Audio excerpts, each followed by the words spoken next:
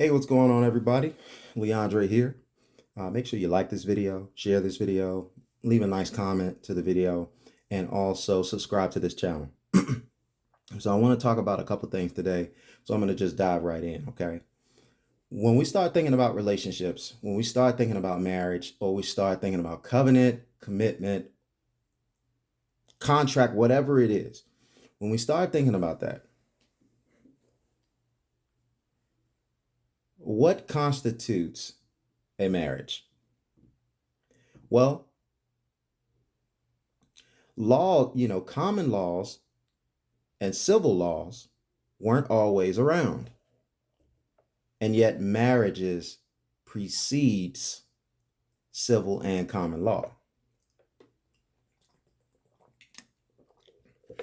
So how did folk get married? We can go back and look in the days of slavery, okay?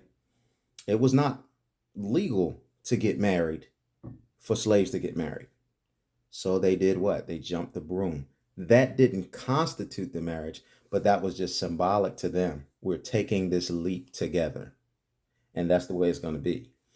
What actually constitutes a marriage is consummating the marriage.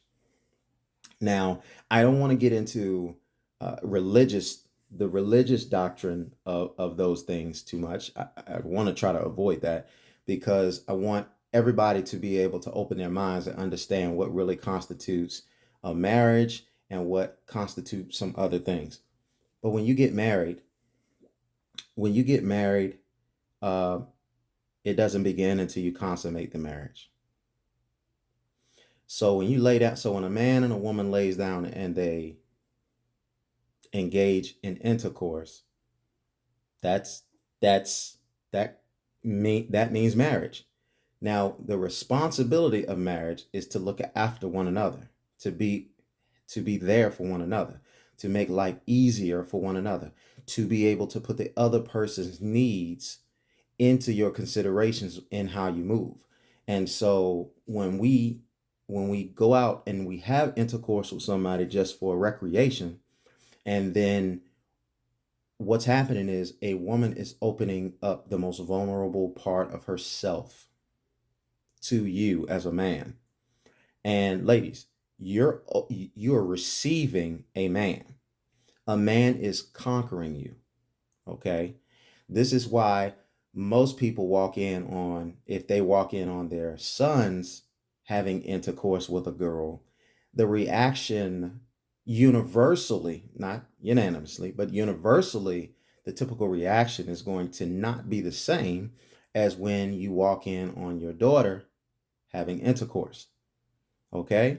Now, some women will say, I don't want to walk in on my son or my daughter doing that. But in essence, the overwhelming and the over prevailing thought process is when a man and a woman engages in intercourse, it is an act of conquer over a woman because a woman is physically weaker and more vulnerable than a man is traditionally. So we see that even as children, some of us had maybe walked in on someone having intercourse.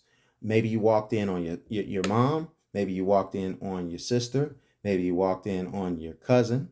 Maybe you walked in on your brother, or whatever the case may be.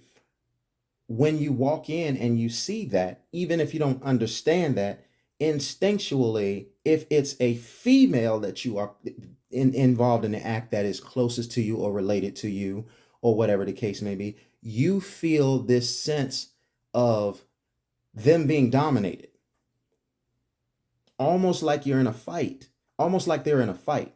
If you saw a woman and a man getting in a fight, anybody would see that woman and that man as being in a fight as an unfair advantage for that woman, and aid and assistance is going to be coming to that woman because we just instinctually know she's at a disadvantage because she's engaged with something with a man. So it's just the same thing with intercourse. If right now I have my youngest child, If my youngest child see me so much as hug mommy, she gets immediately upset and she immediately starts to cry. Why? Why? And who is she? And who is that energy directed towards? It's directed towards me. She doesn't, no matter how close she may be to me or she may be to mom, and I've experienced this with all my children, no matter how close they may seem to mom or to me, the fact of the matter is when I go in to hug mommy, they automatically have a sense of, this is how you know right and wrong is in us. They automatically feel like mom is at a disadvantage. Mom is at a disadvantage. Now, I do not like to argue in front of my kids. Okay, me and my wife don't like to do that. But have you ever seen an argument between your mom and your dad? When you see an argument that gets intense between your mom and your dad, you automatically want to jump to the aid of your mother because you know that your mother has a physical disadvantage. And I don't want to be too graphic about this, but it's the same thing when intercourse happens. When intercourse happens, that woman is opening herself up and she's making herself vulnerable, and she is making herself, and if it's consensual, she is making herself, she's allowing herself to be conquered. She's allowing herself to surrender. Okay? She's allowing herself to be conquered. Now, we're not talking about in the sense of dominatrix and stuff like that. We're just talking about just traditional, two people just traditionally engaging in intercourse. We're not talking about them hanging off the wall, swinging from a chandelier or anything like that. We're just talking about just typical traditional intercourse. And most positions will still find a man at the advantage, right? So, when you engage in sex with a woman for the first time, it is, you guys, it is fornication. It is not, fornication is yet to be determined. Just because a single man and a single woman engages in sexual intercourse, it is not fornication. It is not defined as fornication until what happens after sexual intercourse will determine that. So now let's look at fornication. So what is the definition of fornication? It's basically sex without a commitment. Now, what is the commitment? The commitment is that you are going to be there for that person for their needs at a minimum, and they are going to be there for you for your needs at a minimum.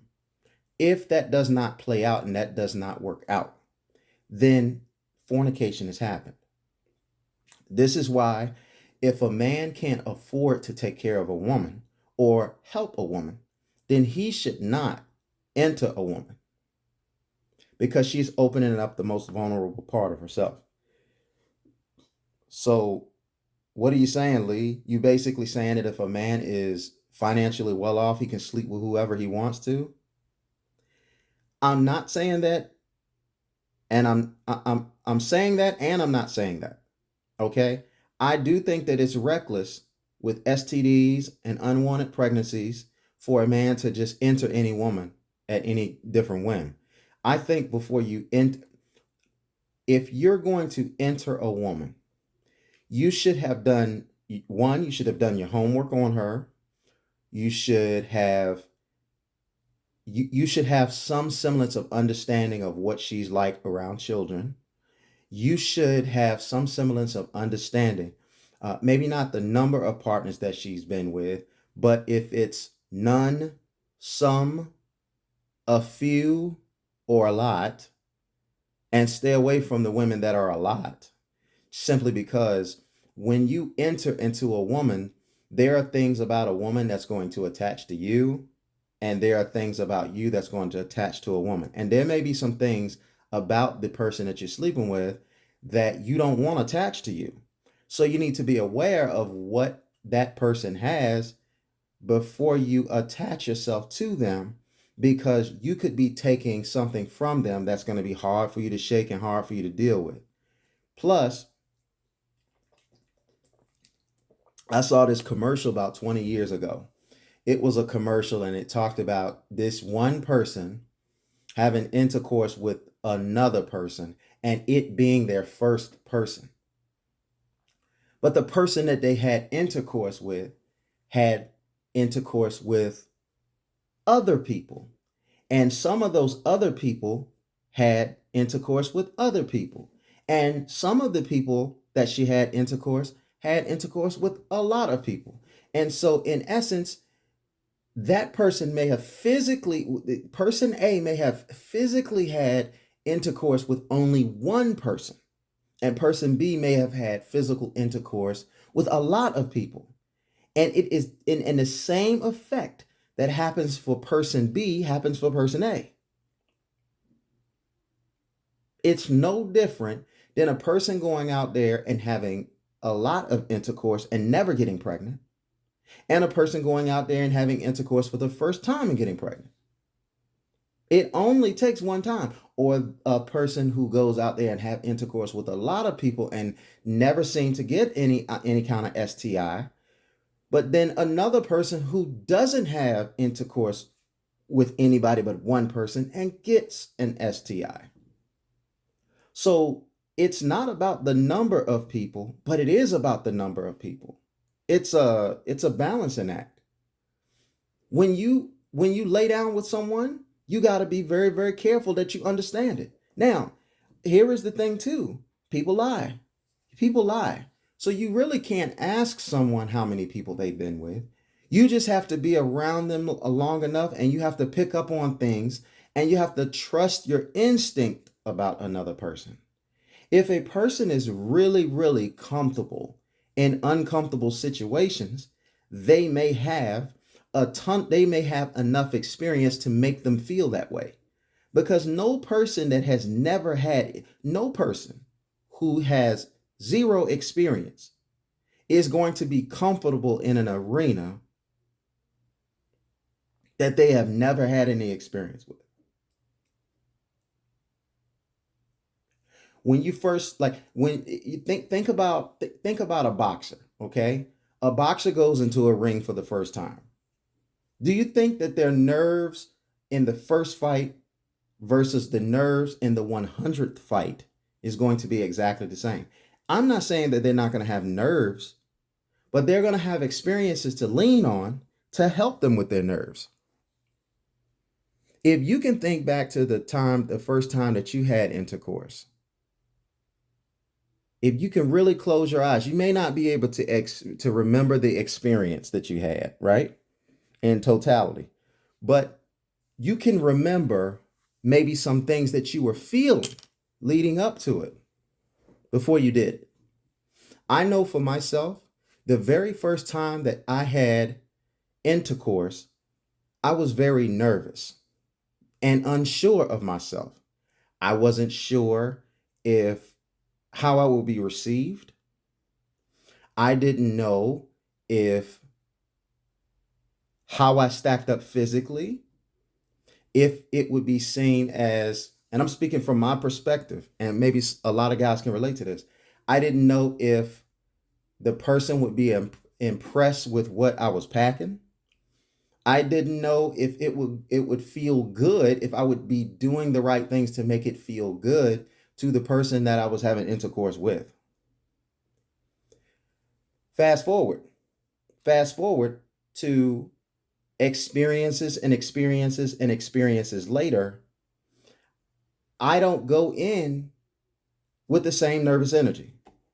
I become anxious because I'm curious, I'm intrigued, and I want to make sure that I do a good job so that I can set myself up to be able to have it again. Even if I'm not trying to set myself up to have it again, I still want to go in and I want to make sure I'm representing, right? Okay. But the issue in doing that is, well, not the issue, but the whole deal behind that is I can lean on and count on my experiences. So if a woman, if my experience in intercourse is that I receive from the other person enjoyment, and I'm witnessing the experience of positive body language, sounds, and things of that nature from the other person, leg shaking, whatever the case may be, this gives me confidence. This gives me confidence going into my next encounter.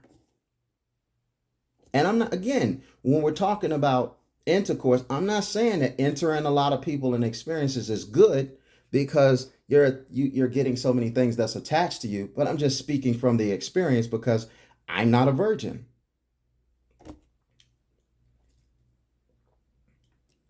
Now,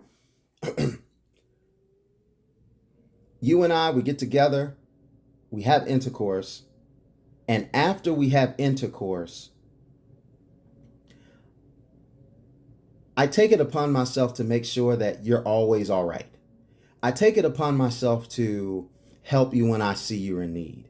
I take it upon myself to make sure that I'm consistently there and I'm providing for you. Okay? That's not fornication. That's not fornication. Because, see, the definition of fornication in layman's terms is I enter you, and then after I enter you, whether you need me, whether you ask me for help or not, I make the decision not to help you. Well, I fornicated. That's as simplistic as I can make it. Even if, as a woman, you agreed to let me have intercourse with you just as much as I agreed to let myself have intercourse with you, even if we're in total agreement, if we're not looking out for each other in any kind of capacity, then we fornicated. We fornicated. Now, let's look at the word adultery. All right. So adultery is from the dictionary, married person having sex with someone who isn't their spouse. But it goes deeper than that. It goes deeper than that in some cultures and in some religions. So let's take the two most well-known religions out there, okay? And that is, in alphabetical order, Christianity and the Muslim faith and Islam, right? So those two religions are very closely correlated, okay? So both religions have the first 5 books, which Genesis, Exodus, Leviticus, Numbers, Deuteronomy. They both have those in there. They both have the prophets in there, okay? They both talk about the Messiah in there. And they both have a very, I'd like to say they both grew up in each other's house. Because I want to tread lightly, because I don't want to get into, I'm more into spirituality and nature than I am in terms of religion, because you lose people when you start talking about religion. So I want to basically tread lightly there. But what I wanted to say is, in particular, a man, the definition of a man committing adultery and a woman committing adultery is different. And you might say that, well, that's not fair. But the reality of the situation is that's what it is. So for instance, if you've ever heard of King David had 7 wives. King David was accused of committing adultery, not when he got with his 2nd, 3rd, 4th, 5th, or 6th wife. He committed adultery with Bathsheba. Okay? And Bathsheba was married to Uriah. And while Uriah was out at war, Bathsheba was taking a bath, and King David saw her, according to the scriptures, and he was attracted to her. And so he called for her, and then he went into her. He had intercourse with her, and she got pregnant. Okay? And what made it? Okay, so Bathsheba was committing adultery because she was married to Uriah. Okay? But King David was committing adultery because he went into another man's wife. So in essence, when a woman is spoken for, and you see a lot today, a lot of women like to tell people that they're spoken for, even if they're not, because they innately feel that if I tell you that I am with somebody, you should respect that. And as men, we should respect that. But we also have to be mindful that a woman may be telling you that she's with someone because she doesn't want to tell you that she doesn't want to tell you no, because she's at a physical disadvantage and she doesn't want to get hurt, harmed, or put in danger.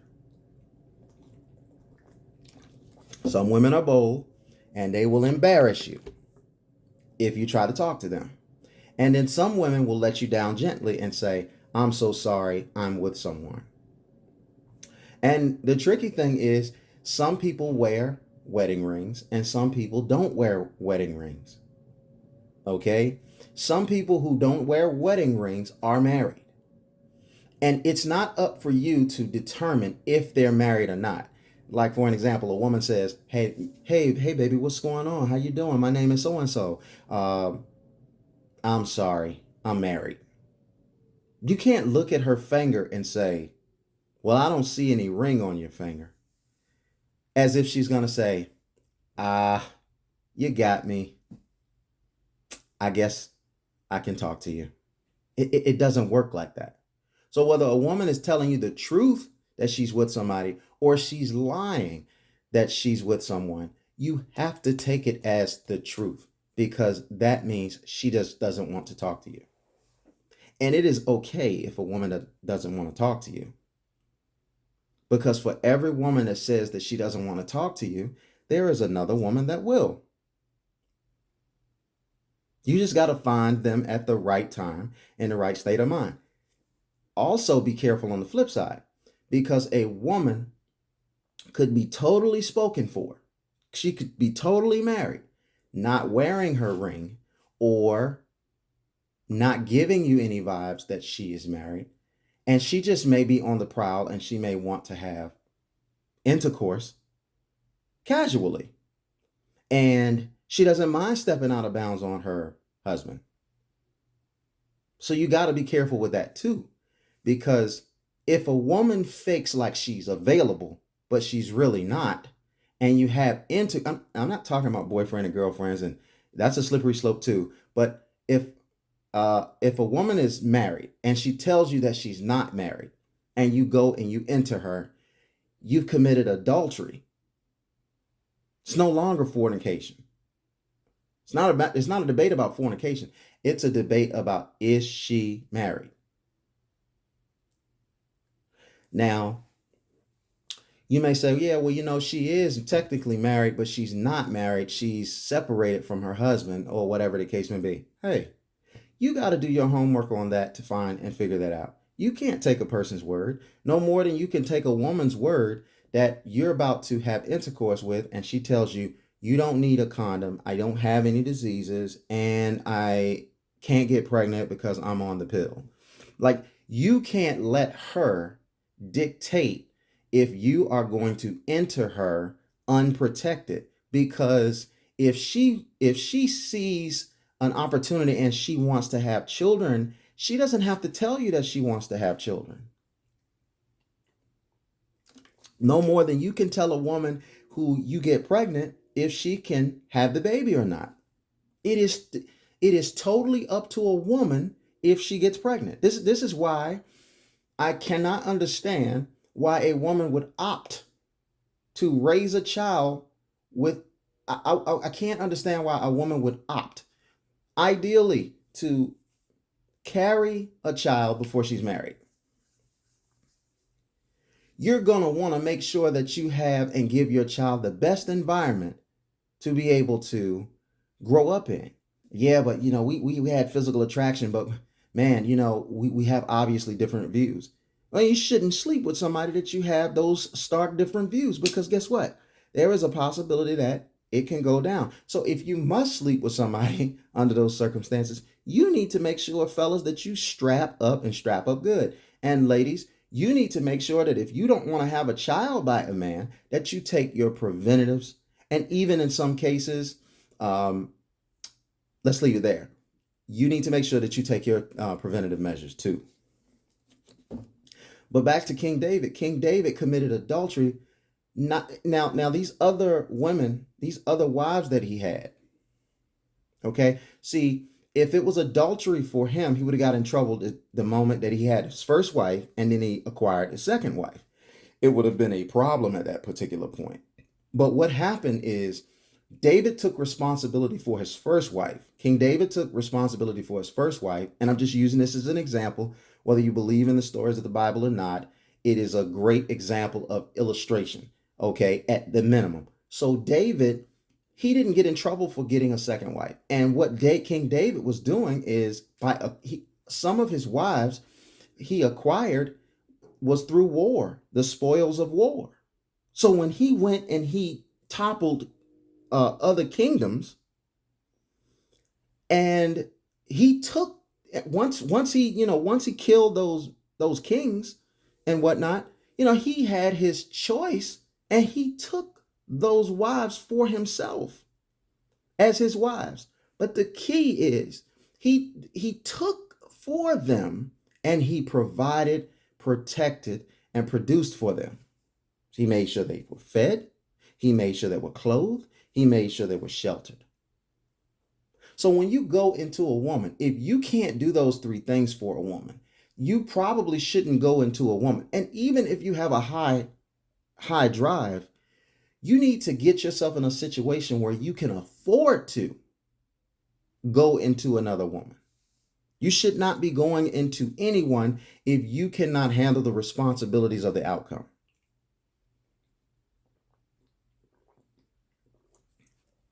Because no matter how many methods you try, there are children out here that were born with protection being used. There are children out here that were born from contraceptives being used. There are children that have been born from women who've gotten their tubes tied. Okay? There have been children that have been born from men who have gotten vasectomies. Did you know that there is a certain period of time that you can go through where after a vasectomy, you can still pass seed on to a woman for her to cultivate, manifest, and bring forth a child? You have to be aware, even though the odds may be in your favor, there is no sure thing. It's no sure 100%. All right. So King David, 1 wife, 2 wife, 3 wife, 4 wife, 5 wife, 6 wife. What happened on the 7th wife? Well, he entered another man's wife. And he also tried to cover it up. Okay. The old adage is, in order to tell, no one can ever just tell one lie and be successful. You got to tell another lie to cover. You got to tell 2 lies to cover you got to tell one more lie to cover the first lie. And then next thing you know, you have to keep telling lies, and then you have to remember lies. So in this particular situation, when Bathsheba got pregnant by him, then he called for Uriah to come home. And under those, according to the story, under those conditions, you could not enter your wife during war. And Uriah honored that. And that was the reason that Uriah was sent to the front lines to be killed. Because what King David had hoped was that Bathsheba would have intercourse with Uriah. And then once she had intercourse with Uriah, the baby would come out and they would keep a secret that the baby belonged to King David instead of Uriah. I don't think they had, and I don't think they had pregnancy test, and I don't think they had paternity test. Okay, because there's also in the Bible a story about King Solomon and two women going to sleep. One woman waking up, we'll call her person B, and her baby was dead. And she switched her dead baby with another woman, we'll call that woman person A, whose baby was alive. And they got into a tiff about it, and then they went before King Solomon. And then King Solomon said, okay, cut the baby in half, give one half of the baby to A, and give one half of the other half of the baby to B. And B was okay. B was okay with that notion. Why? Because that wasn't her child. But A did not like that. So A said, no, just let her keep the baby. I don't want my baby to die. And then King Solomon said, give that baby to person A, because that's the mother. So you're going to have to seek out wisdom when you're dealing with these fellas. You're going to have to seek out women when you're dealing with these fellas. You're going to have to seek out wisdom when you're dealing with these women, because a woman could easily lie to you. She may be able, and especially today's modernized woman, if she sees something and spots something about you that she likes, she will almost leave. She will do everything, including leave the person that she's with, because she thinks you provide a better opportunity and lifestyle. They are out there.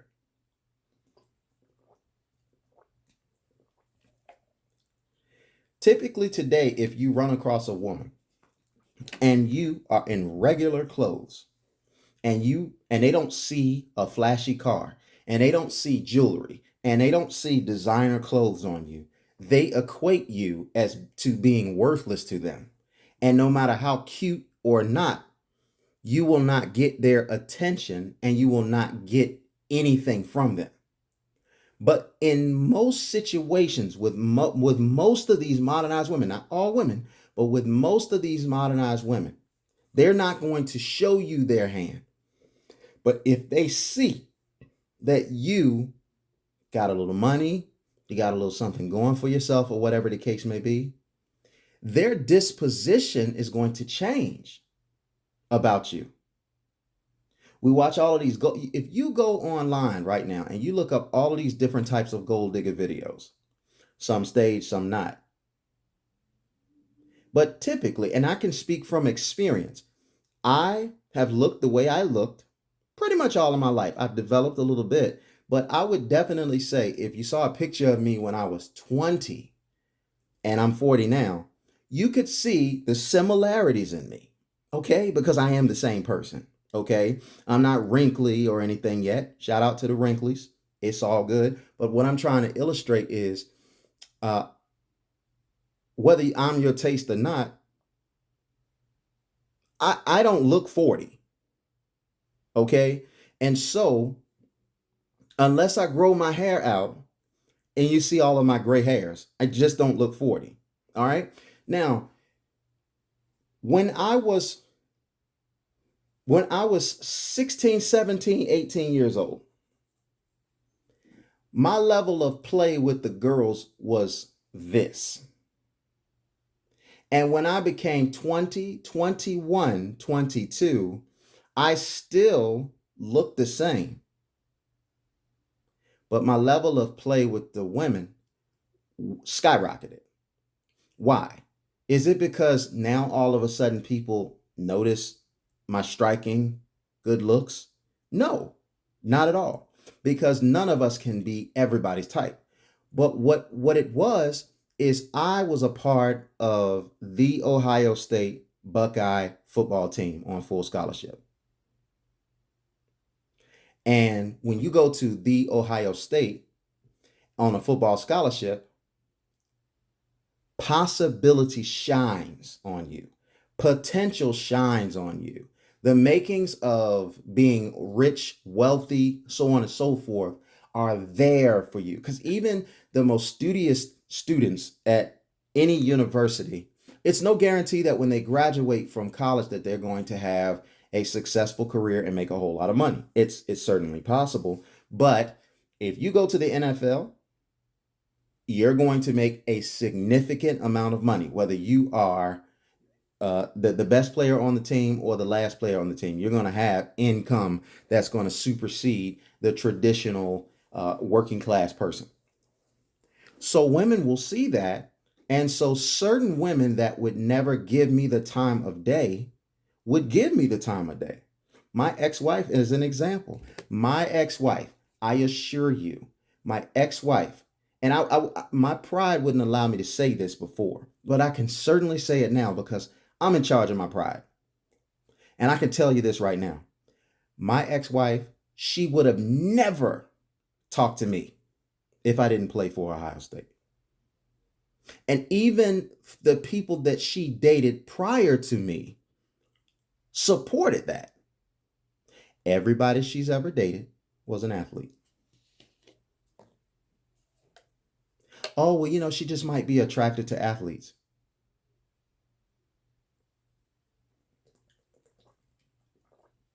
Are you kidding me?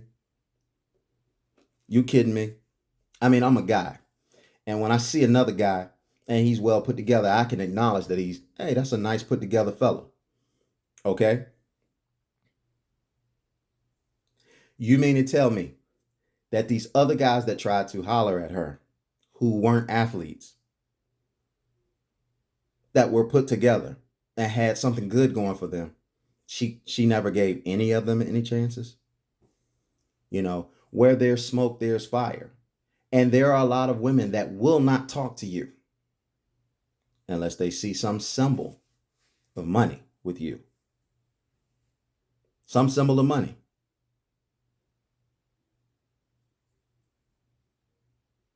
So King David, what he did was he committed adultery by sleeping with a married woman. He never committed adultery by sleeping with anybody else. Let's take his son, King Solomon, who was said to have 400 wives and 700 concubines. Okay? All of those women that he slept with, he took care of. That's why, and all of those women that he slept with and took care of, that moved them out of the class of fornication. But he had the financial means to be able to have 400 wives and 700 concubines because he took care of all of them. And despite what most women will tell you, yes, if a woman has it her way, she wants a man all to herself. But the reality of it, and history shows that a woman will put up and tolerate a man being with multiple women if in fact he takes care of her. Now, she might be an opportunist and say, I can't find anybody else that's going to take care of me on that level. But if I ever find somebody that can take care of me on this level, I'm out. So if you have 2 or 3 women and you take pretty good care of her at let's just use numbers, at a 60% level, right? A 60% level, you take care of her. Nobody's ever taken care of her at 60% level. You have introduced her to a new high for herself, and that's 60%, right? So the only way that she would leave, as long as you treat her, as long as you treat her fairly, as long as you take care of her and provide her what she needs and make her feel safe, then what she will do is she may not like you being with other women, but she will tolerate it and she will turn the other cheek to certain things happening. But if someone comes along willing to provide at a minimum 60% level for her, but exclusivity, she's gone. She's gone. Unless she is head over heels engulfed in you.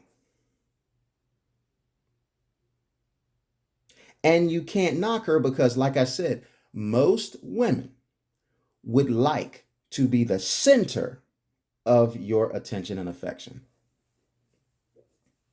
But when you, as a man, have your stuff together, you're going to naturally have options. That's why they say women sleep with whoever they want and men sleep with whomever they can. It's very simple as to why. And this is why I do not understand, and not for the sake. But if you are a man, it's in theory, it's easy for you, no matter what you look like. You can be light, dark, you can be attractive or unattractive. If you are a well put together man, you take care of yourself with what you have. You can't control what your eyes, ears, mouth, nose look like, or whatever the case may be, unless you do surgery. But you can't help the way your features are and your height and this, that, and the other. But I'm going to tell you this. If you as a man can rise to the occasion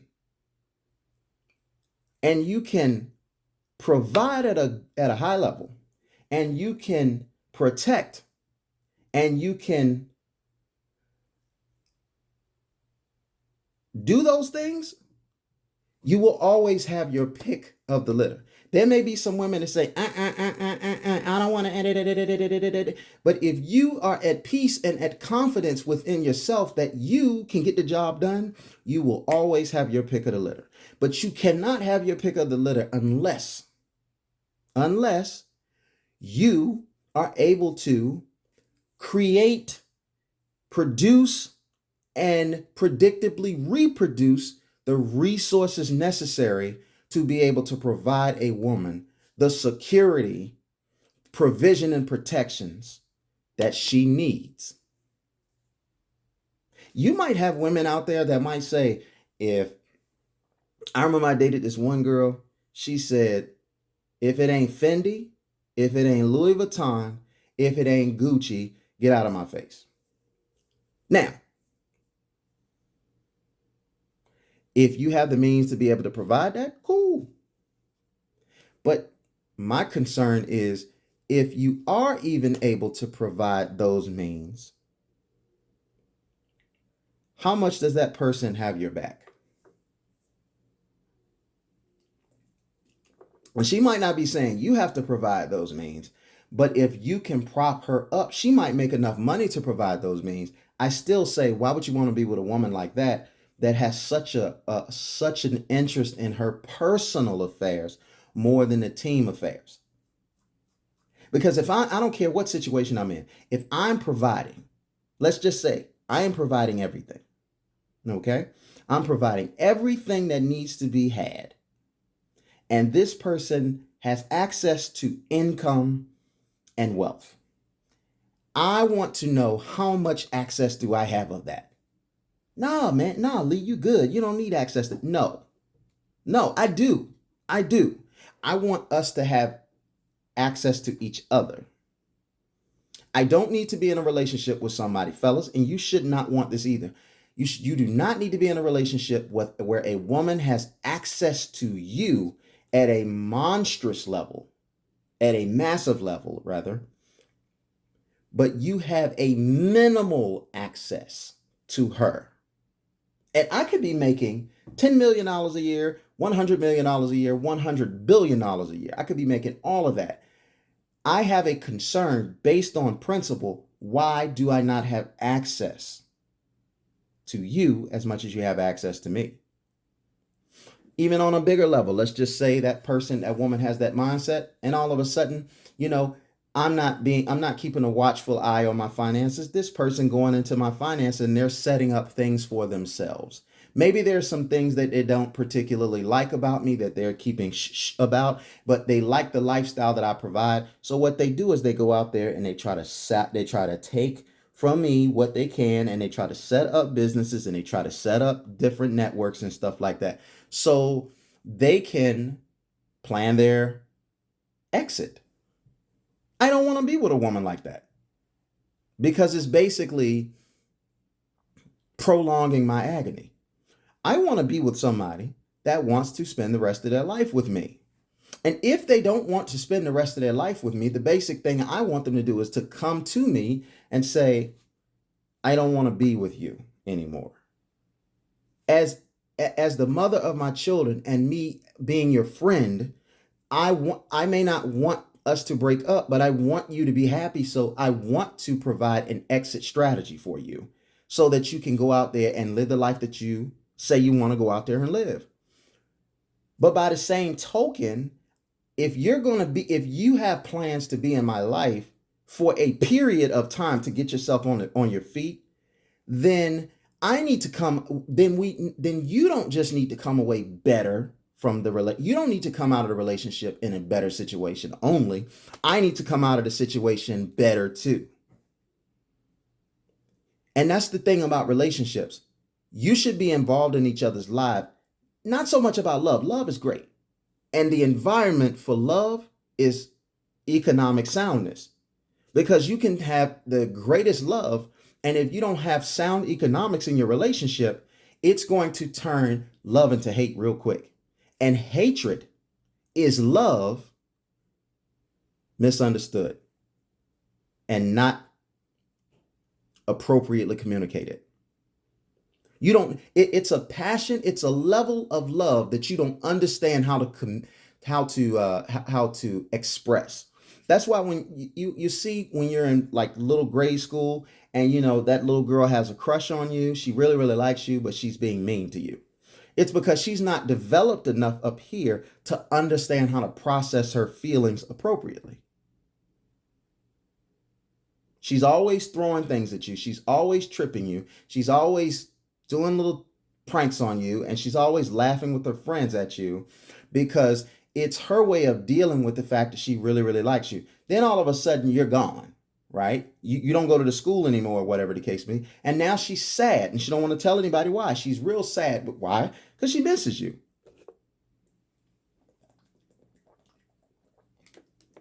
Okay? All right. Now I want to wrap this up soon, okay? So, 2 more definitions. Well, I'm going to give you 3 more definitions. 1, prostitution. Okay, so prostitution in a traditional sense is a woman who has sex for payment. It's a clear-cut transaction. Hey, baby, what you doing tonight? Nothing. How much money you got? Oh, I've got X amount of dollars. Okay, well, that's cool. That's cool. All right, where are we going? Oh, well, we can go get a hotel. And then boom, voila, that's prostitution. And that's the way that, and so you have a lot of women today, not all women, but you have a lot of women, and I'm not going to even call them women. I'm going to call them females, because women don't do this. Only females do this. You can walk up to a woman and say, hello, how are you? I would like us to be friends. May I have your phone number? I'm being bland on purpose. May I have your phone number? Sure, no problem. Thank you. Have a nice day. You pick up the phone, you call them and say, hey, I was wondering if we could get together. And she says something like, well, what's in it for me? What do you mean, what's in it for you? Well, my time is money. Congratulations. You are a prostitute. Female, you are a prostitute. You are telling this man, in order to get your time, you are a prostitute or you are an escort. Because if a man has to physically provide you funds to have time with you or to have intercourse with you, then you are a prostitute. And stop this non-accountability type stuff where you're just, and it doesn't have to be direct cash. It can be, well, you meet a guy and all of a sudden, in order for him to get what he wants from you, he has to take you shopping. He has to take you out to an expensive dinner. He has to be able to provide you something of monetary gain, something of value to you in order to be able to get what he wants from you, which men in general, men don't care about the relationships like women care about relationships. Now, for the right one, we provide the relationship. But men don't care about the relationship like the woman cares about the relationship. Men care about the intercourse. That's what the man's after. And a man is vilified for caring about that. But that's what he wants. So a man will provide a woman that he really, really likes and wants consistent access to. He will provide a relationship to her for intercourse, companionship, and help. And I use help loosely. If a man is already where he is and where he wants to be, then it's not so much the help side, it's more so the companionship side and the intercourse side. And you say, well, darn, that's really sad that you relegate a woman to that. But I'm just speaking on how men think.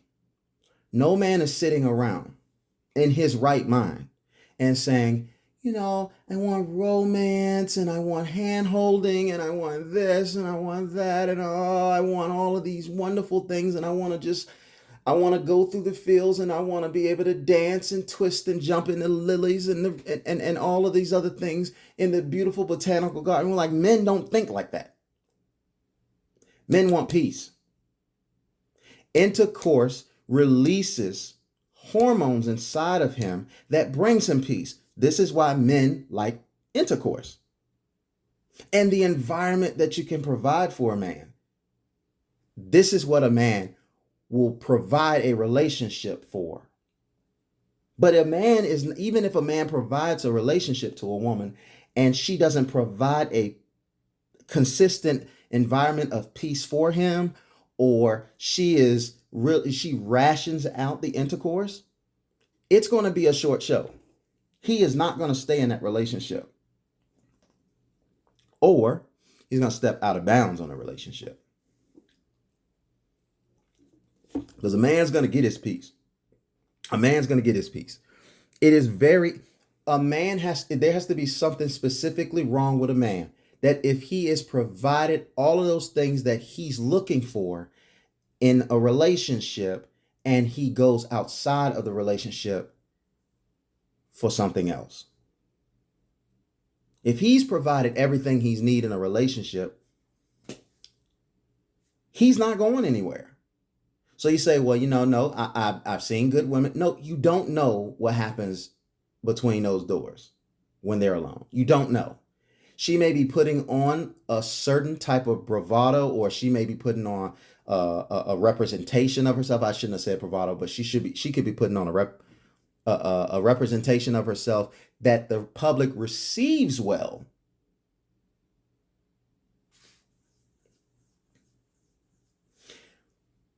And here's the thing about men, and here's the thing about monogamy. Like, it is not something that's natural for men. It's just not natural for men. Now there are men that will do it, but it's not natural. And for the right kind of person that produces the right kind of thing, men will settle in monogamy. But the reality of the situation is, a woman doesn't want to go at it with a man as much as a man wants to go at it with a woman. And so this is why it doesn't work. Now, if you find somebody on your level that will match your energy in that department, or whatever the case may be, and make themselves available to you as a man, then and be able to hold down the children, hold down the house, and hold you down. A man can commit to that. But what woman out there is providing that? Because in today's modern woman, she's interested in things outside of her home, like her career and her self-interest. She's no longer interested in her husband and her children being her priority, because society is telling her she's weak for doing that.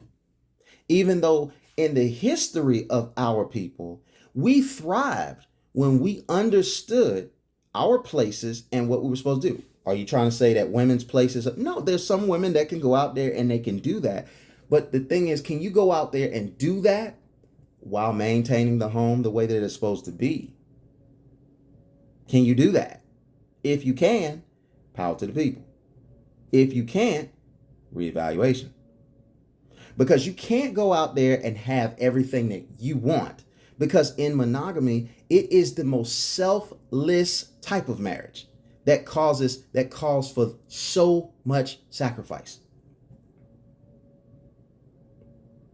When a man is juggling multiple women, or whatever the case may be, there are dangers in doing it a lot of ways. But his dependency on what he needs from a woman doesn't come from one woman, it comes from 3 women. Or in David's case, what David needed came from 7 women. What King Solomon needed came from 1,200 women. So, ladies, imagine it being married to King Solomon and maybe having intercourse with him once or twice a year. And all you had to do is keep it and hold it down for him, and you had access to anything that you wanted. A lot of women would love to not have a man under them 24/7. Because you're in a monogamous relationship, and here your husband is. He wants to have intercourse first thing. He wants to have intercourse when he wakes up in the morning. He wants to have it several times during the day if given the opportunity to, and then in the evening. And then some people say, well, if you're having that much intercourse during the day, then you ain't doing nothing. No, some men have their lives set up so they have free time and they have income coming in autonomously. Now, if a man has income coming in autonomously, let's just say a man is making $100,000 a month. Okay, if he has $100,000 coming in a month and he doesn't have to do anything for it, right? Like, let's just say he had properties, or let's just say he had a successful Medicare business, insurance company, or whatever the case may be. He had just money coming in without him getting out of the bed. He'd have free time to be able to do it as many times as he wanted during the day.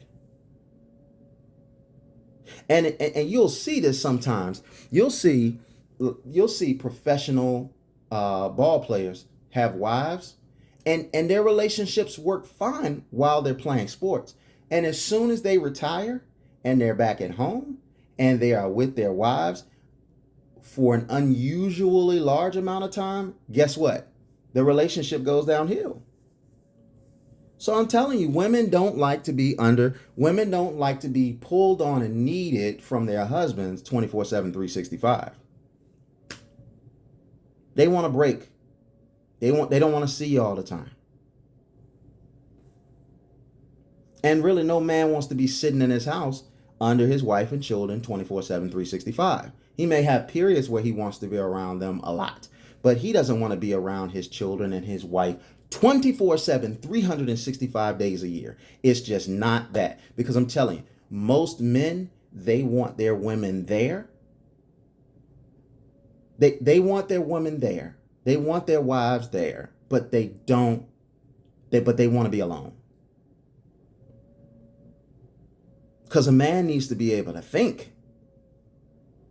A man needs to be able to have peace.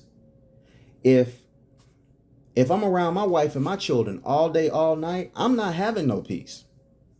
I enjoy them. I like being around them. I also like peace. And I don't need 24/7 of peace, but I do need a certain amount of time to have my peace. I cannot have that. I may be able to have that around my wife because my wife can be around me. She can be present and she can be silent around me. And I don't make my wife be present and silent. That is just the way her nature is. So I can be around my wife and have peace. And some of my kids I can be around and have peace. But my younger children, I can't have peace around my younger children. They want to play, go. They want to talk. And that's cool. That's fine. But I also need a break from that as well. If that makes me a bad guy, then I'm a bad guy. Sometimes when I'm at home, I just want to be in my bedroom and I just want the door closed. And I don't want anybody in there. And then my wife comes home. Excuse me. And then my wife comes into the room and she knows that I want peace. And so she'll come in the room. She'll be quiet. She'll go in the room, do whatever it is she got to do. She'll go out and she'll close the door. And she'll close it quietly. And it's not something that I said, look, woman, when you come in my room, it ain't like that. First of all, I don't talk to my wife like that. Okay? I got better sense than that. But what I am saying is there is a quiet understanding between my wife and I, even on the flip side. So I'll do it on the flip side. There are times that I'll come in my wife's presence and I'll go, uh-oh. Let me give her some space. And I don't have to say anything. She can just look at me and just go. I'll say, hey, babe. Oh. Anything I can do for you? No. I'm upset right now. Or, no. Okay. All right, I'm going to be upstairs. Call me if you need me. Versus trying to press, baby, tell me what's wrong. Let's communicate. No, sometimes she just needs to just have her moment. And sometimes she needs an extended moment. You understand? All right. So we're pushed over. So let me go ahead and finish these things up. So like I said about the prostitutional part is that a lot of our women are practicing prostitution because in order to get their time and in order to get their affection, it's a cost. It's something of monetary value that you have to give them in exchange for intercourse. And that is prostitution. There's no way to cook it or slice it. I'm sorry. We have a lot of prostitutionalized females walking around calling it something else. Because the act of intercourse is a mutual thing. He is supposed to enjoy it, and you are supposed to enjoy it. Think about the intercourse that you've had in your life. Have you ever had intercourse with ladies, have you ever had intercourse with a man where you achieve all that you want to achieve during the session? See, because it's pretty easy for a man to achieve. He releases. But it's more complicated for a woman. Her mind has to be right. You can be giving it to her and her mind is not right. She may not achieve. But if she is some halfway in her right mind and in the moment, and the two of you come together, she achieves, he achieves. It basically cancels each other out. But in our society, it's almost like if you remember that movie, The Color Purple, and you remember when she said, I just let Mr. climb on top of me and do his business. It's all that is the way that it is. That's the trajectory of what is being made out in this society. As if a woman is doing a man favor. Doing a man a favor. And fellas, we got to get back to the point where we know our worth and we know we're doing them a favor too. It's like, no, you're not doing me a favor. I'm doing you a favor as well. We're doing each other a favor. But I still go back to, it's not prostitution. If after you guys engage, he leans in and he volunteers to be able to offer something to you and vice versa. It's not prostitution at that point. And what our females are doing today is they're putting the cart before the horse. They want you to fly them out.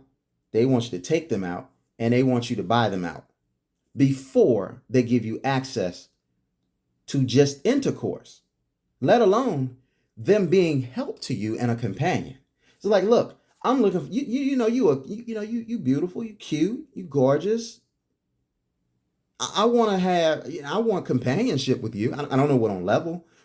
I want companionship with you, and I want intercourse.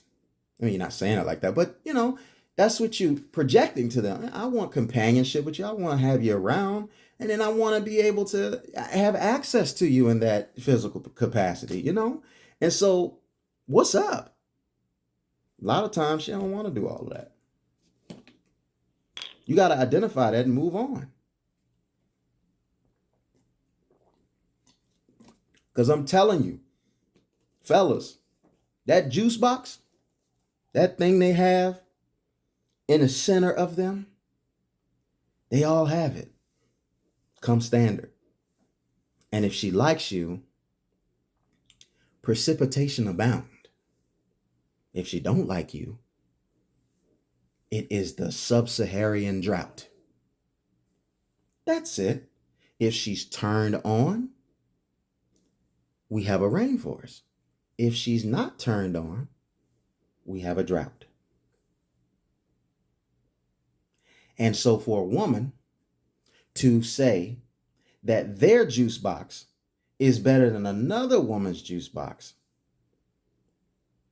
in theory, they all have the same thing. And granted, some women know how to work it better than other women. Okay? If you have the equipment, if you have the car to park in the garage and it is able to fit nice and snug and touch everything, and you know how to get it in and out of there in such a way that it's going to be rhythmic for her, it's going to be good to you and it's going to be good to her. You know, fellas, you think that you have to have a foot long, and if you don't have a foot long, it's okay. Do you have enough for what the woman that you are with needs? Make that normal. Because I'm telling you, if a woman is about to engage in intercourse with you and she sees that you have equipment that's going to make her uncomfortable, she may be challenged, she may want to try. But a lot of women are not into that. They're going to want you, there's going to be limited things that you can do. Certain things you're going to be able to do that most people can't do, but then there's certain things that she won't allow you to do because you're going to hurt her. Now, do we want to hurt our women? We shouldn't. We shouldn't want to hurt our women. When we're doing something like that, we should want to give her optimal pleasure. Optimal pleasure. Tongue tied. Optimal. We want to give her peak pleasure. Forgive me. It's late. And some women will tell you that some of their best experiences did not come from footlong or what have you. So, guys, society teaches you that that's so important, but the reality of the situation is there are other things that are more important. And 9 times out of 10, you're adequate enough to get the job done. You just have to pay attention to what she needs and then provide that. Because you can't be the tallest, the longest, the widest. You can't be number one at everything. And ego will make you feel like that's what you have to be. You don't have to be the richest man in the world to be able to have women. You don't have to be the tallest man in the world. There's women out there, they don't like short men. Okay. But there are women out there that don't care if you're short. There are women, you might not be light-skinned with curly hair. But there are women out there, they don't like light-skinned men with curly hair. They like them an old chocolate brother. You might not have a six-pack. There are women out there, literally, that will tell you that they prefer a man with something hanging over his gut. It's strange, but there's somebody out there for you just the way you are. And you're going to be perfect for them. That's what you're looking for. You're not trying to be over what somebody needs. You're trying to find someone or someone's, however you want to roll. You want to find someone that's a good fit for you, that meshes with you, that matches your energy, that can blend in with you. All right? So, and a prostitute is a whore. A prostitute is a whore. So you got to be clear, fellas. Like, what are you trying to access? And I can tell you this. If you have access to one woman who's consistently giving you intercourse, or you have access to 100 women that you can get consistent intercourse with, albeit not the same one, they all help you achieve the same thing: release.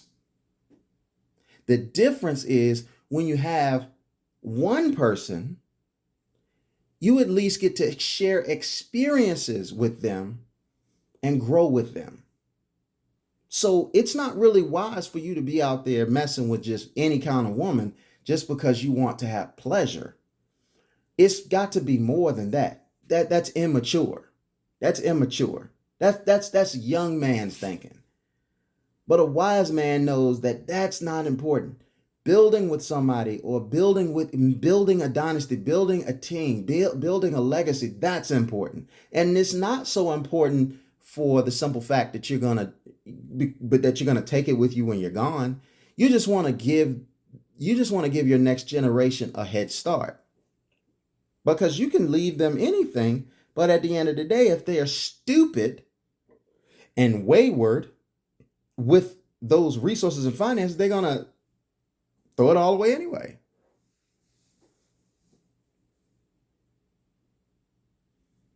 But to build something, it takes consistency. And to build something, it takes availability. And so if you spread yourself thin, you're not going to be able to really build anything with anybody. So you have to determine what you can handle. But my recommendation is, because of all of these diseases and all of these soul ties and stuff like that, it's not the wisest thing to go out there and just casually just be with as many women as you can, or as many men as you can, ladies. It's best to find quality over quantity. And if you're the type of person, fellas, where you need more than one woman, okay, it's still the same principle. It still should be monogamous relationship, multiple monogamous relationships running concurrently with the communication. Because you don't want to have multiple women that you're dealing with and they're not working together. Like, what good is that? Find somebody if that's your speed, find somebody that's up that speed. But it's a way that you do it. When you enter a woman, you take accountability and responsibility for her. But when she forces accountability and responsibility on you in order to enter her, that's prostitution. It's not if I enter a woman, and after I enter a woman, I want to see her again, and I take her out to dinner, I take her out to a movie, or I go and buy her something, or whatever case, that's not prostitution. Prostitution is the woman asking for it. She's asking for it. It's not prostitution when you're offering it. And ladies, your value is in how many men you can get with your pretty self. Your value is how can you keep a man? How can you make a man want to keep coming around? How can you make a man want to keep coming around? A man that'll break his neck to be with you. That's your value. A man that'll do whatever he got to do to stand with you. You have some men, they go out there and they do that thing, and then all of a sudden it's like she finds out and he's just like, he didn't see any value in you. You say, well, if he saw value in me, he wouldn't go out there and do such and such and such and such and such. That's you're thinking like a woman. That's not how men think. Because a man can go out there and be with another woman and it ain't got nothing to do with his feelings, his love, and his commitment to his woman. Ain't got nothing to do with that. But you want it to be the same way. You want it to be, you want a man to think just like a woman. Like it's a woman's world, and this is and men have to acquiesce to doing and thinking and just like a woman. And if men thought like women, the world would end because women are feeling based. So when they have one bad feeling, every feeling that they have about them is affected. Men don't think like that. That's why women are spaghetti brains and men are waffle heads. Because you know, spaghetti, it's all intertwined, it's all connected, it's complicated. But waffles, they have little divots in them, and so there's compartments. So generally, a man can compartmentalize. He's designed to compartmentalize. Women, they can compartmentalize, but they're not designed that way. It's just like a woman. A woman is not designed. Let's see. I want to tread lightly here. Okay, let's put it like this. A woman she can do things that men can do. But just because she can do things that men can do doesn't mean that that's what she's designed to do. For instance, I can sing, but just because I can sing doesn't mean that I should go out there and make an album and do all of this and that and the third and be considered the greatest singer in the history. I'm not a Mariah Carey. First of all, I think women sing better than men. You know, they have the pipes for it, okay? Some of the greatest men singers are like that I can think of, okay, is like Brian McKnight, okay? And even Brian McKnight, he might have more range than most people, but even Brian McKnight, if you put Brian McKnight next to Whitney Houston can vocally do things that Brian McKnight can do. And it's just, that's how it is with men and women.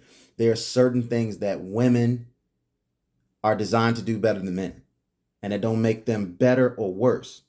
And there are certain things that men are designed to do better than women, and that doesn't make them better or worse. We are interdependent.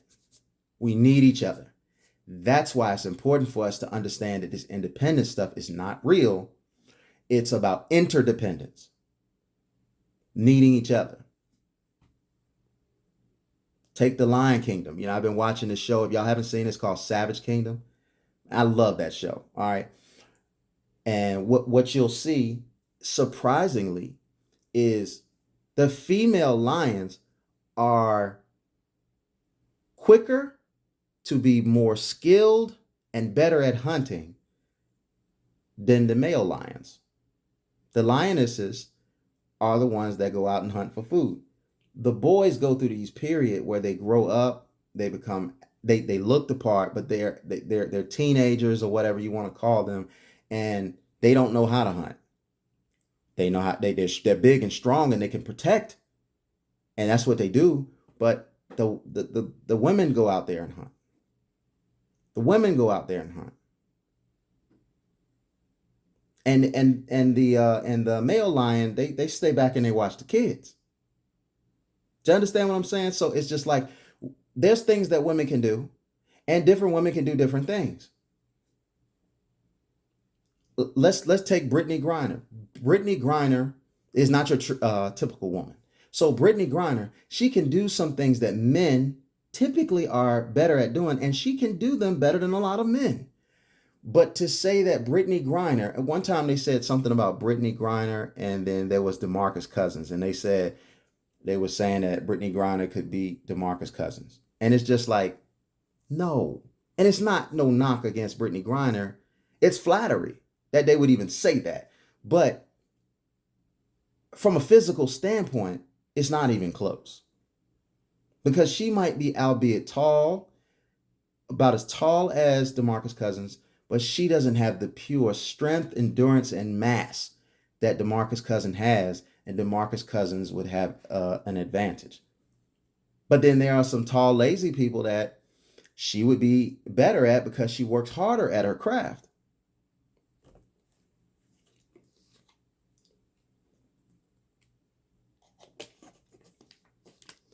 So when we start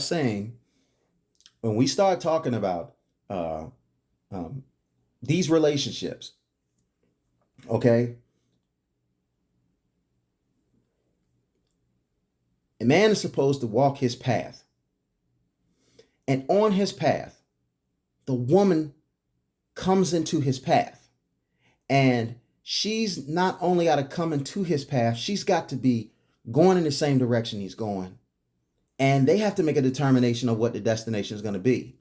Is she going, look, just because I'm in Maine and I'm taking 95 and I'm going straight to Florida, along the way, I could find somebody he or she needs to take 95 as well, but they may not be going to Florida. They may be going to Georgia. Communication needs to be, oh, you just need a ride to Georgia. Let's make this beneficial for both of us. But what doesn't need to happen is if I pick you up in Virginia and you need to go to Georgia, don't lie to me and tell me you going to Florida. And then we get to Georgia and we stop at a store. You say, stop at this store. And I done developed and built something with you, thinking that we going to Florida. And then I go into the store and I come back into the car and you're not there. And I'm like, well, where is so-and-so? You didn't got where you wanted to. And now you want out. Well, now I'm hurt. You should have told me that that's what you wanted to do. I could have still given you a ride, but I could taper my expectations. And that's what we need to do with each other when we are entering into encounters with each other. We need to be clear what we want, whether we on good stuff or we on some bull stuff. We need to let the other person know what we on.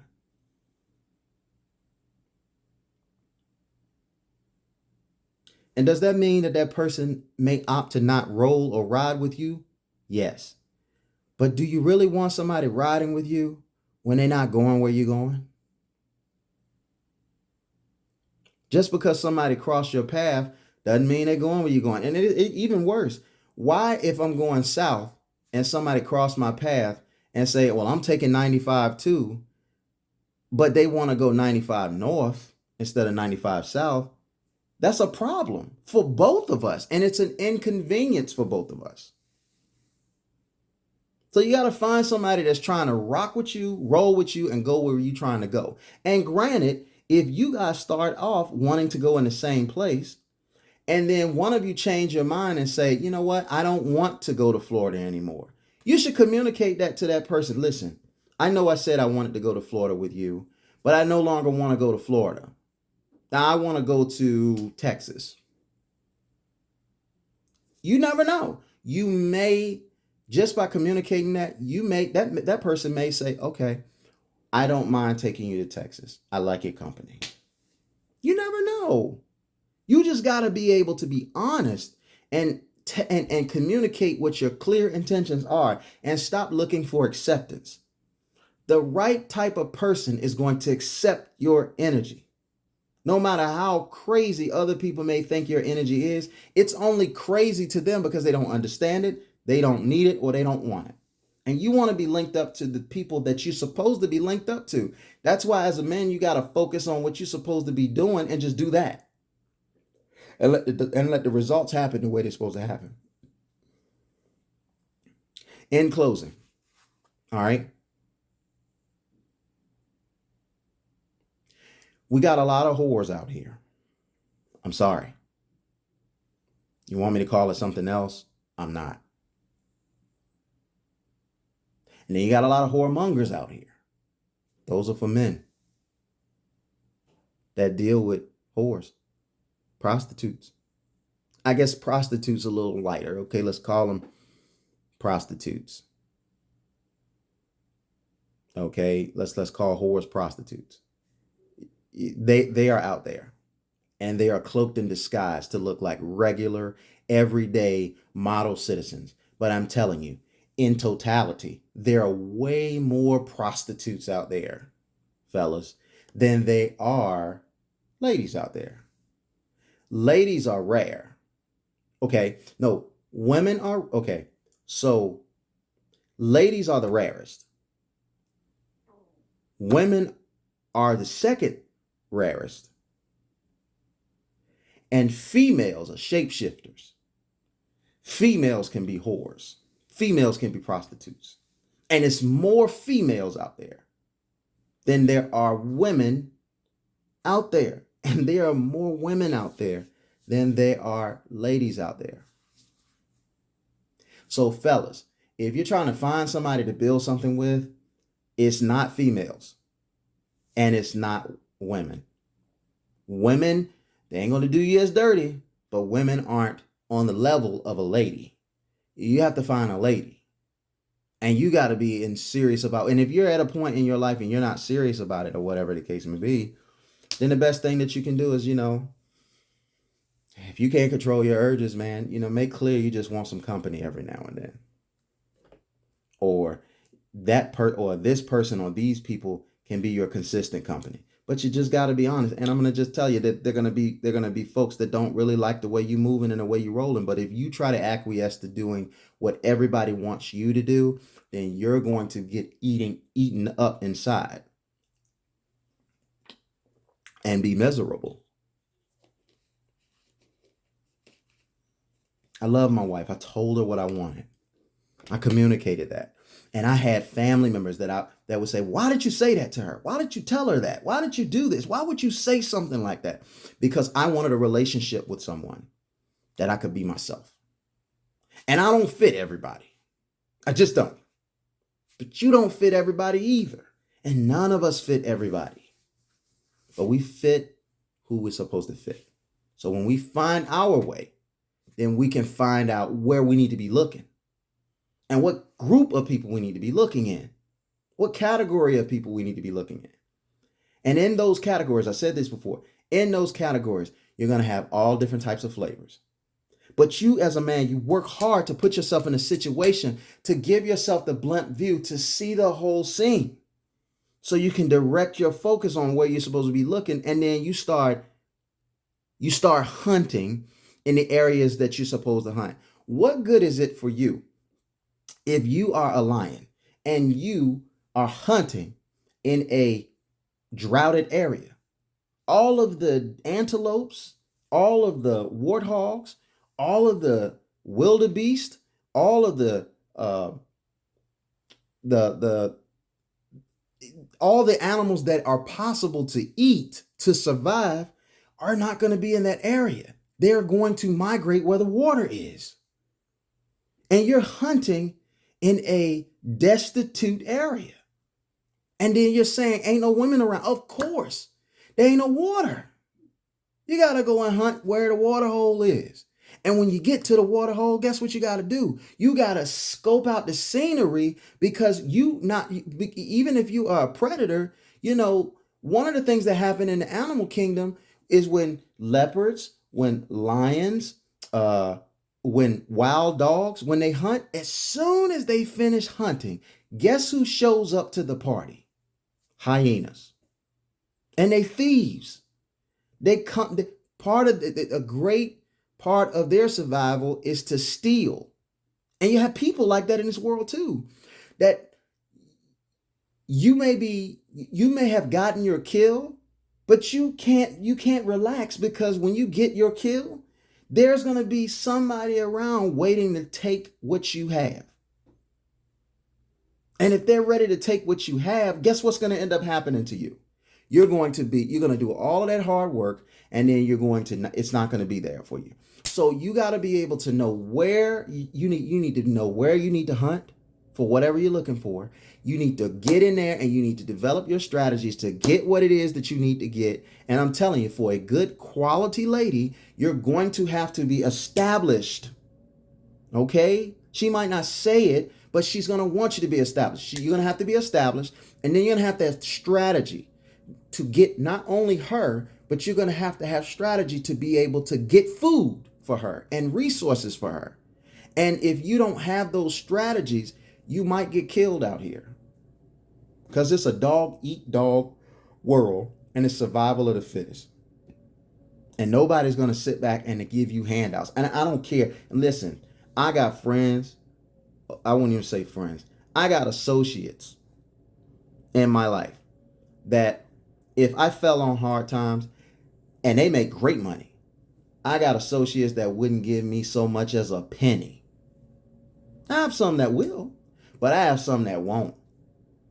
I'm good company. I can talk. I'm good to hang out with. I'm funny, laugh. We go out to do things together, this, that, and the other. Hee hee ha ha ha ha ha ha ha. Love your family, love your kids. Oh man, I'll come visit you on the holidays, this, that, and the other. And it sounds great.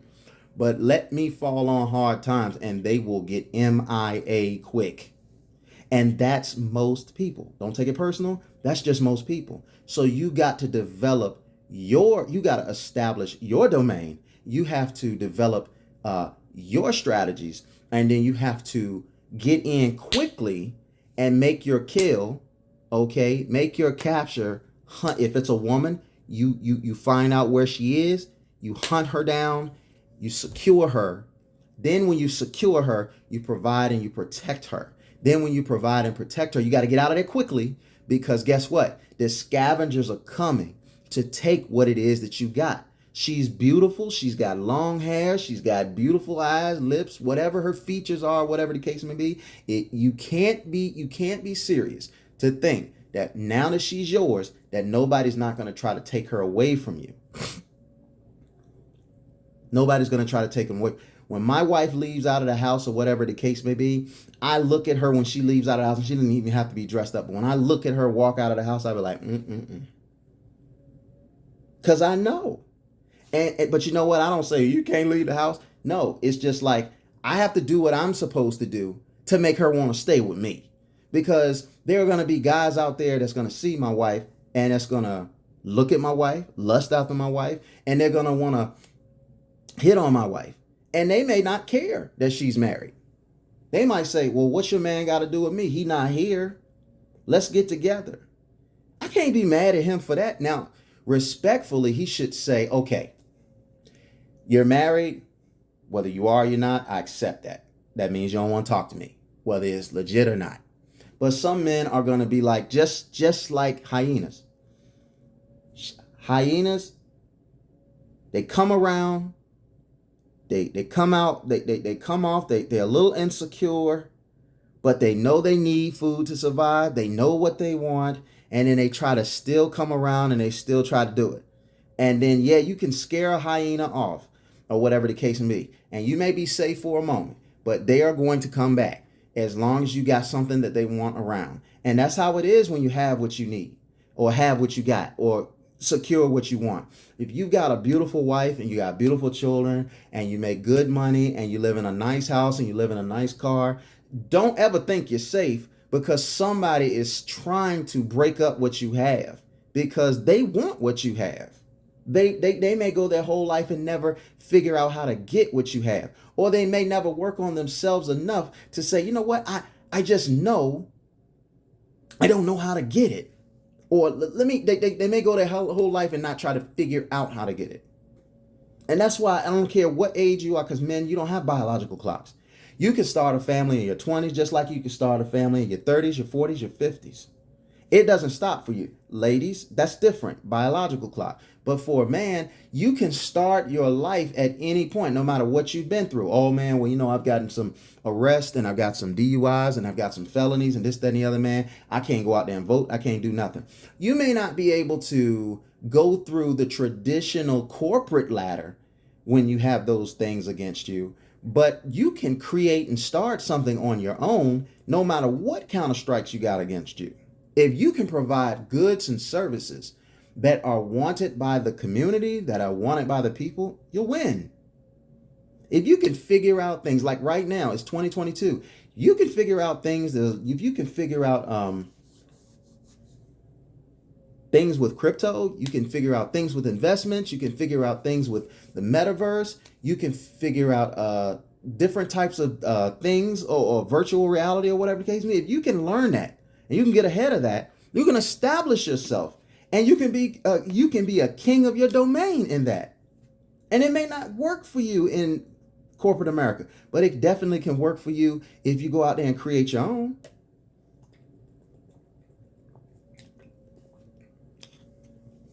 You know what I mean? So, guys, I, ladies, ladies and gentlemen, I'm telling you, like, as a man, you gotta know that there's prostitutes out there. I wish that I could lie to you and it not be a lie and make up some number. I can't. I'm not gonna. I can tell you this though. There are more hoes out there. There are more hoes out there in feminine form, or not feminine form. There are more hoes out there in female form. Remember, hoes, females. Okay? Whoremongers, males. And I'm not calling all male and females whoremongers and whores, respectively. I'm just saying that for men and women, there are more, for as many hoes that there are out there, there are even more. I don't want to say even more, because there are more females than males, but there are a lot of hoes out there, and they come in different forms. And any woman that wants monetary gain for your time or access to intercourse, that is a whore. Ain't no need to try to convince her she's a whore. So don't go on this psychobabble where you need to let women know that, oh, you need to let females know, oh, you didn't know you were a whore, or you didn't know you were a hoe. No, you don't even waste your time. I'm just saying, when you identify that they are a hoe, when you identify that she's a hoe, you just need to just turn away from her, because she's a suction cup at that point. She's only there for what she can get from you. She's not really there for what she can give to you. And she tries to pretend that when it's intercourse, that's the big gift to you. But it's not.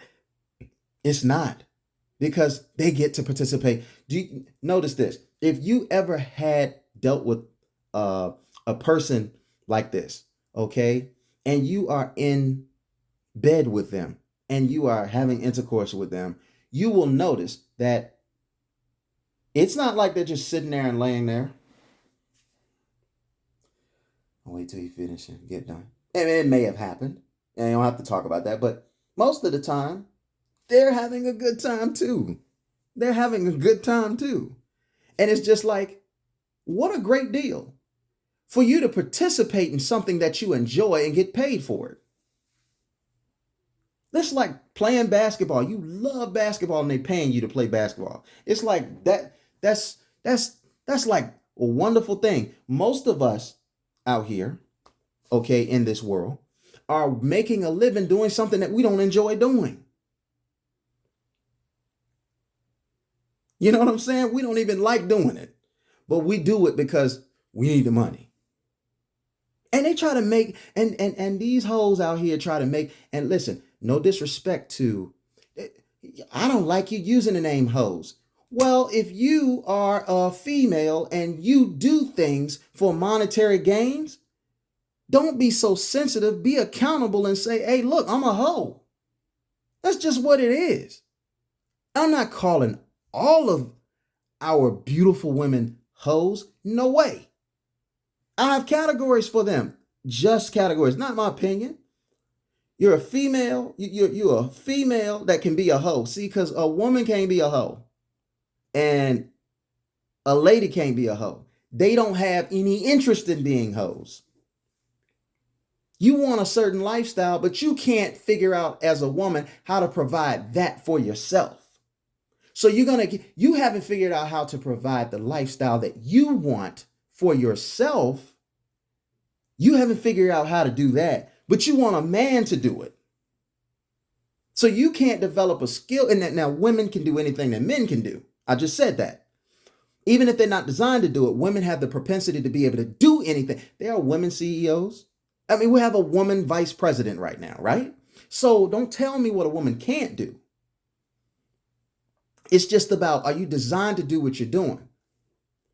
Like I said earlier, I can play basketball. Doesn't mean I play in the NBA. I can play football. Doesn't mean I play in the NFL. You may be able to do something, but that doesn't mean that that's what you ordained and designed to do. It may be just a season for you to do it in your life, or you may have blew your opportunity to do it. But what I'm basically saying is you don't have to sit there and act like hoes don't exist. Oh, let's not call them hoes. Okay. Well, can we stop calling people who kill other people? Can we please stop calling them killers? Because my goodness, we don't want to offend them. Now they done offended a whole life, but we can't call them killers. This is the society that we live in now. So, if you part of the alphabet community, just don't call me that. Just don't call me one of the alphabet letters. Like what? That don't make sense. It's like when you choose to do something in your life, or you choose to be a part of something in your life that was your particular choice, you can't be mad if people don't accept it or not, or people don't treat you the way that you would like to be treated or not. Look, if a man is out there messing with a lot of women and not committing to them in a relationship, who is he to be offended that other people recognize him as a whoremonger? Yeah, but don't call him a whoremonger. That sounds so offensive. Well, men don't catch breaks like that. Like men don't catch breaks for being overweight and stuff like that. When they overweight and stuff like that, they get drilled. Women don't get called. Women don't. That doesn't happen with women. You know what? And when it does happen to women, whoever is doing it to a woman that's overweight or whatever the case may be, they vilify it. A man goes out there and he's overweight, he's unhealthy, he should be ashamed of himself. He needs to get in the gym, he needs to do this. And we may do that to some women, but it usually comes with, oh, she's plus size. She's more to love. She's voluptuous. We use all of these different types of words. And listen, do not get it twisted. I know some bad, bad, bad women, boy, that are plus size, voluptuous, or whatever, voluptuous. I know that. Okay. So, but what I concern myself with is, hey, listen, are you okay the road that you're going down and some of the things that can come up going down that road? If you remember Monique, the comedian, she used to say, skinny women are evil, right? She used to say that and stuff like that. Skinny women are evil. But then it didn't really dawn on her, and she'll tell you this, and you can see this if you go and search it out. She'll tell you the reason that she lost weight was because her son came to her and said something to the effect of, Mommy, are you going to die? Do you see that? It's about accountability. Listen, if if I've never slept with anyone and people call me a virgin and that's flattering, I shouldn't let that get me high.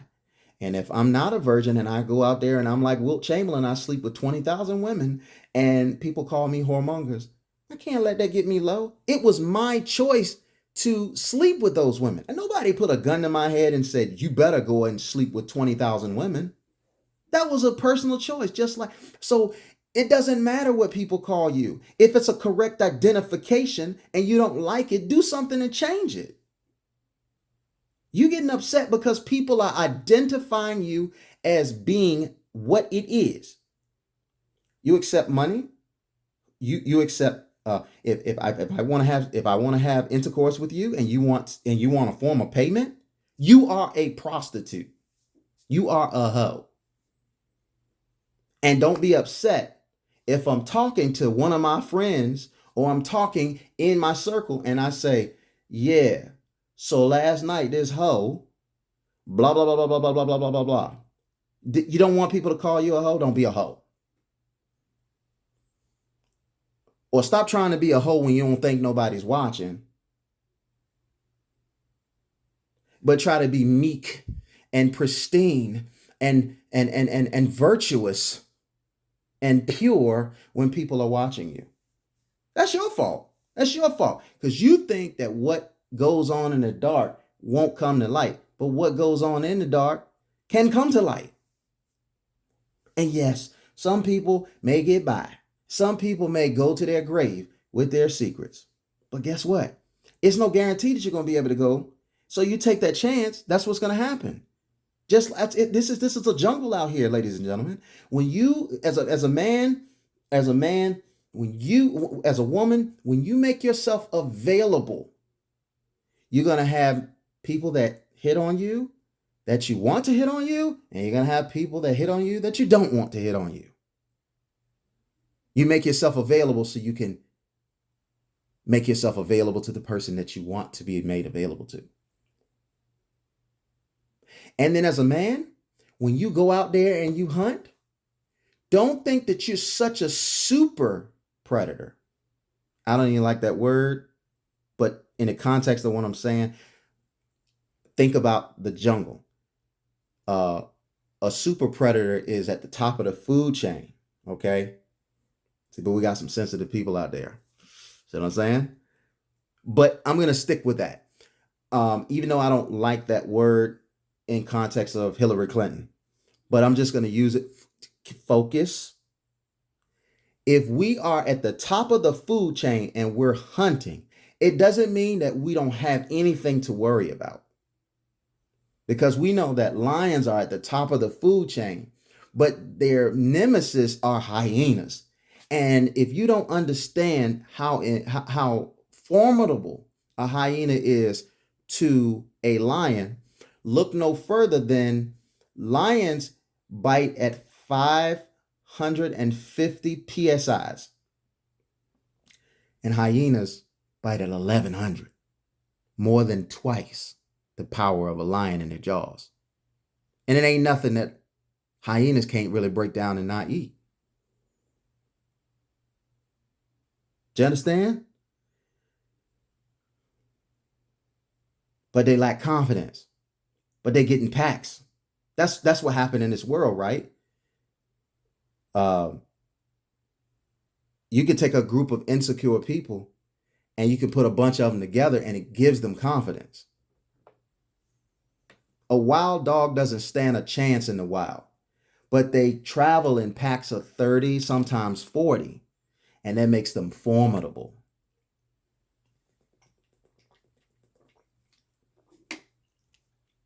And even though gang culture came into existence for the right reasons, you see the misleading, and that's what ended up happening with a lot of people who are involved in gangs. They just wanted to feel included, they wanted to feel confident, and they wanted to get the results that they wanted. So they made the decision that I need to join a gang.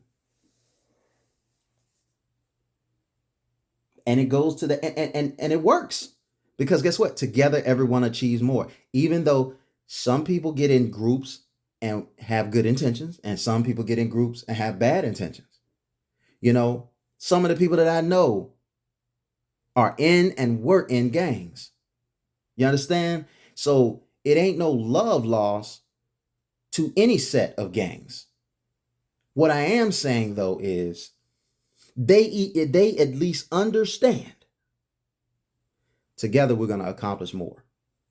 Do you see what I'm saying? And so when you as a man, you go out there, you're all alone, you have to have a formula to be able to go and get what it is that you need and continue to feed what it is that you acquire. When you do that and you produce in the hopes to make your unit stronger, just like a lion and a lioness get together and they do that. And it might be more than one lion. And it may be a host of lionesses. Because once we raise these cubs up, they're going to help us hunt. And then we're going to be able to go places and folks are going to see us and they're going to know, it's a problem. They get to take what they want. But even if you build a dynasty like that, you still got to watch out for the thieves. You still got to watch out for the scragglers. You still got to watch out for the scavengers because they coming. They want what you have. And the best thing you can do is stop showcasing what you have, because you're just showcasing all of the scavengers. You're showcasing to all of the thieves for them to catch you slipping. You want to go and show everybody everything that you got. Soon as you get a new pair of shoes, you want to rock them in front of everybody. Now I'm not saying you can't buy new shoes, but I'm just saying, like, you out there and you just dripping in front of everybody. For what? For what? And you see the wealthy people, they don't drip like that. I don't have to show you I have money. You know what I mean? That's who do you think? Jeff Bezos, he want to show you he got money? You already know what's up. You already know what's up. Matter of fact, you know he got money or whatever the case may be. And if you run up on him, if you so much as run up on him, well, first of all, he probably got security deep. But if you were successful at running up on him, you may be hard pressed to find him having anything on him except a cell phone. He might not even carry around his wallet. Do you understand? Because when you get to a certain level, you start changing the way that you move just out of necessity. You're trying to move with your impoverished mind and your impoverished ways when you get something. And that's where you get caught up. That's where you get caught slipping. That's where you get caught lacking.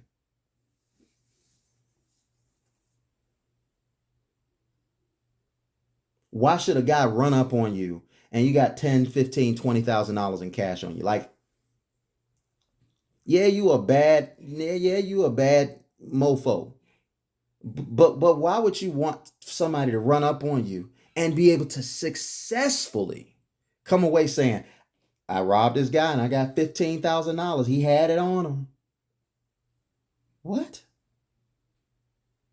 You know, when Puff Daddy went to the club and made it rain, he didn't have that money on him. His security had the trash bags. Understand me? Come on now. You got to think and do better. Oh, have mercy. It's almost been double time. But you know what? Sometimes that's what it's going to be. That's what it's going to be. I want you to get what I'm trying to say to you. All right. So let me close out here and just say this to you. Okay. Identify who you are dealing with. It is not your purpose to help them identify with what you have identified about them. It is your responsibility to make the silent adjustments. If somebody is in your life and you have a problem with them, you don't need to necessarily announce, I have a problem with you. You just need to change the way you move in. Because some people have earned your trust in your life, like these women that you are dealing with. And they are moving in a way that's not conducive to you. Don't tip them off and tell them, hey, you're moving funny, so I'm going to move different. No, just start moving different. Stop being so available to them. Stop giving them so much access. Tell them you're busy. Tell them you're working on some things. It's none of their business what you're working on. I have a right to know exactly what you now working on because you can't spend time with me. Like, who are you to me for me to have to give you that? Did you tell me why you were moving the way you were moving now? Okay, did I come up to you and say, hey man, why are you moving? Hey girl, why are you moving funny? No. You are entitled to move the way you see fit to move, right? Right. And the way you move is going to jive with some people, and the way you move is not going to jive with some people. And guess what? You got to be willing to say, if I'm moving in a different way, and A, B, and C persons don't agree with the way I'm moving, I'm still willing to move the way that I'm moving, because what I'm after is more important than keeping these folks around. Because like I said before, you meet 4 types of people: reason, season, treason, and forever. You better identify which category they belong to. Because some of your adversaries, once upon a time in a certain time, rolled tight with you. And now they moving funny. Don't call you anymore. Don't check on you anymore.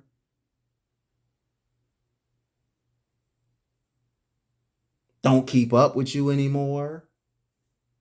And I'm not saying that it's wrong that they moving differently, but some people want to they want to change quietly the way they're moving, but they still want to be in position to benefit from what you bring to them. They want to move differently for you. They want to move differently when it comes to you, but they want to create an optical illusion that they still down for you and you still with them and in their heart. The math isn't mathing. Just be quiet. Don't be emotional. You identify early on before you get your feelings involved with these girls, fellas, and these guys, ladies. You get an identification that this person is not moving conducive to the way you need and want to move, no matter how pretty they are, no matter what they got going for themselves. Do not let it entrap you. And remember this last thing before I close. Once upon a time, they may have been good for you and in your life, but it just may be the season of change. All the leaves can't stay on the tree, no matter how beautiful they are. They all must go, and they all will go. And then in due season, it's going to look bare. But in due season, they are going to grow again, a new form. And that's what happens with people in your life. That's what happened with people in your life. They were, man, they were once upon a time. Ooh, it was tight. Don't take it personal. Take it personal. Either they're making a right decision or they're making a wrong decision. But it doesn't matter if they're making a wrong decision, if they move the way that they move. Their movement dictates the way you may respond, and your movement dictates the way they may respond. And it doesn't need to be explained.